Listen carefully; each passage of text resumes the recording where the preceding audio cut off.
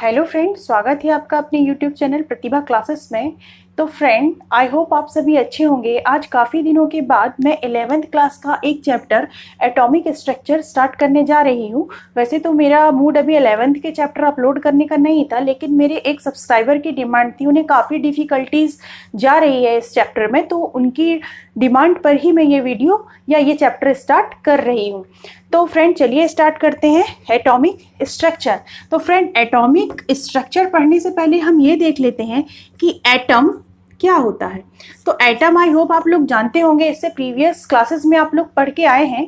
Atom क्या होता है? किसी भी मैटर का सबसे छोटा कण होता है, स्मॉलेस्ट पार्टिकल होता है, जो अकेले एग्जिस्ट नहीं कर सकता, मतलब अकेले स्वतंत्र अवस्था में नहीं रह सकता, लेकिन रासायनिक अभिक्रिया में अकेले भाग ले सकता है। जैसे कि यदि हम आपसे बोले ऑक्सीजन क्या है, तो आपके माइंड में तुरंत आएगा O2।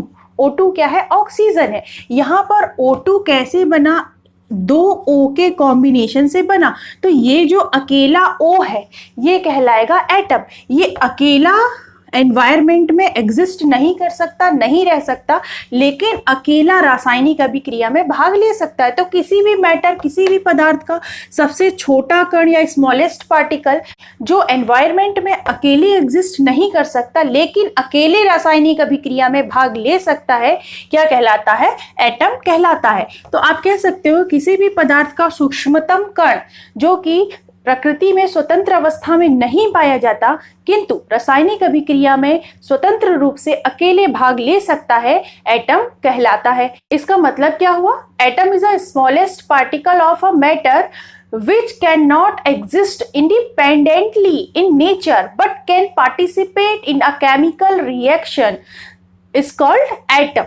तो फ्रेंड, हम स्टार्ट कर रहे हैं एटम। तो एटम के बारे में आपने सुना होगा, पहले बहुत समय तक ये माना जाता रहा कि किसी भी मैटर का जो सूक्ष्मतम पार्टिकल है वो एटम है, और एटम से छोटा कोई भी पार्टिकल प्रेजेंट नहीं है। लेकिन फर्दर डिस्कवरीज होती रही और आज भी होती जा रही हैं, तो उसमें पता चला कि एटम में 3 प्रकार के पार्टिकल मेनली प्रेजेंट होते हैं। Electron, and second one is proton, and third one is neutron. तो ये 3 पार्टिकल एटम में प्रेजेंट होते हैं। अब बात आती है इन पार्टिकल की खोज किसने की? तो इलेक्ट्रॉन की खोज 1897 में जे टॉमसन ने या जे थॉमसन ने की। किसने की? जे थॉमसन ने की। अब प्रोटॉन की खोज हुई आपकी 1886 में। उस समय क्या था कि गोल्डस्टीन नामक एक साइंटिस्ट थे, उन्होंने ये ऑब्जर्व किया, ये पता लगाया। किसने पता लगाया? गोल्डस्टीन ने।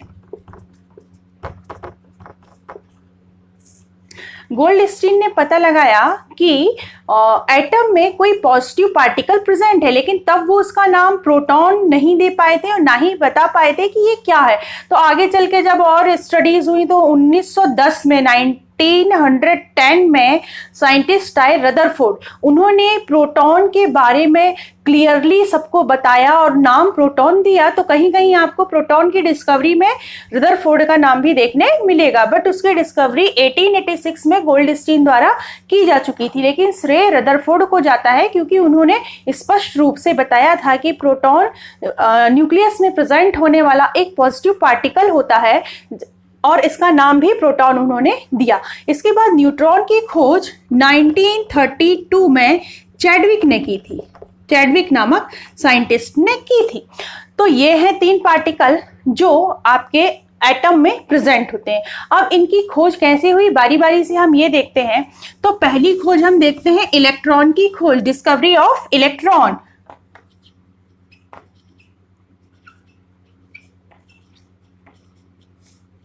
इलेक्ट्रॉन की खोज कैसे हुई? तो जे थॉमसन सर ने क्या किया कि एक ग्लास ट्यूब ली, इस तरह से एक ग्लास की ट्यूब ली। इस ट्यूब में लगाए 2 इलेक्ट्रोड। जो इलेक्ट्रोड नेगेटिवली चार्ज था उसको हम बोला कैथोड, या आप लोग जानते हैं नेगेटिवली चार्ज इलेक्ट्रोड को क्या बोलते हैं? कैथोड बोलते हैं। और पॉजिटिवली चार्ज इलेक्ट्रोड को क्या बोलते हैं अपन? एनोड बोलते हैं। ये दोनों मेटल के बने हुए थे। और क्या किया, इस ग्लास ट्यूब में को जोड़ा वैक्यूम पंप से।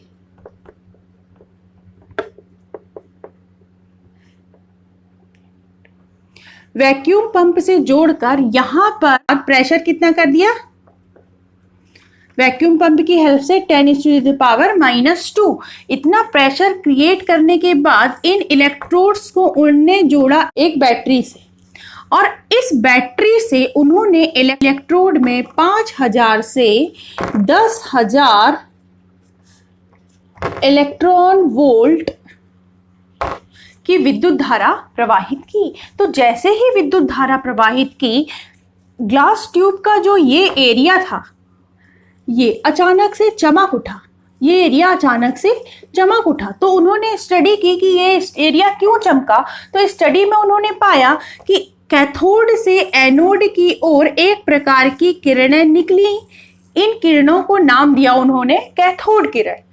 ये किरणें जो थी वो कैथोड से एनोड की ओर निकली थी, यानी कि ये नेगेटिवली चार्ज थी और सीधी रेखा में जा रही थी।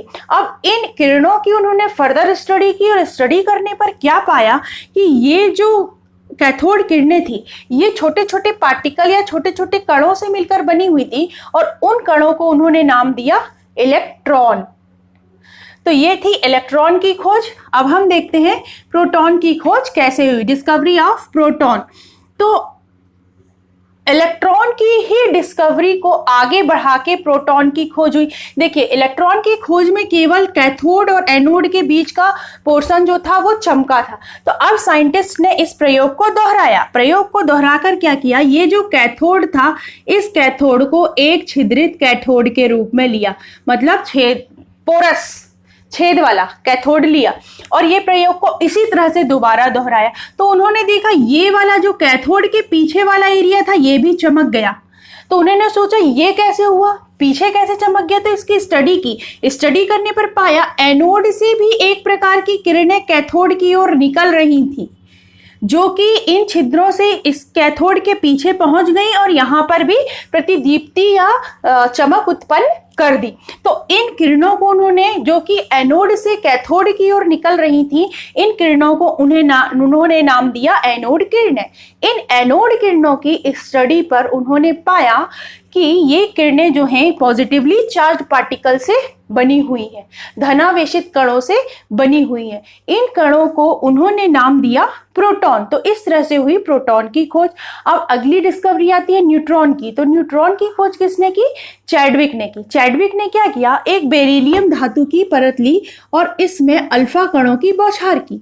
जैसे ही अल्फा पार्टिकल की बौछार की तो इससे एक प्रकार के स्मॉलेस्ट पार्टिकल निकले जिन पे कोई भी आवेश नहीं था, मतलब वो थे न्यूट्रल, इसलिए इसका नाम पड़ा न्यूट्रॉन। कोई भी आवेश नहीं था, लेकिन इनका जो वेट था, भार था, वो प्रोटॉन के इक्वल था। तो इन कणों को उन्होंने बोला न्यूट्रॉन। क्योंकि इसमें कोई चार्ज नहीं था इसलिए उन्होंने इसका नाम दिया न्यूट्रॉन। तो इस तरह से इलेक्ट्रॉन, प्रोटॉन और न्यूट्रॉन की डिस्कवरी हुई। अब साइंटिस्ट के सामने एक बड़ा सवाल खड़ा हो गया। क्या सवाल खड़ा हो गया कि अब ये इलेक्ट्रॉन, प्रोटॉन और न्यूट्रॉन तो हैं, लेकिन ये एटम में किस तरह से अरेंज है। तो इनको अरेंज करने के लिए अलग अलग साइंटिस्ट ने अलग अलग मॉडल्स दिए, जिसमें से बोर का परमाणु मॉडल तो 11th क्लास के बच्चों के लिए बहुत ही इंपॉर्टेंट है।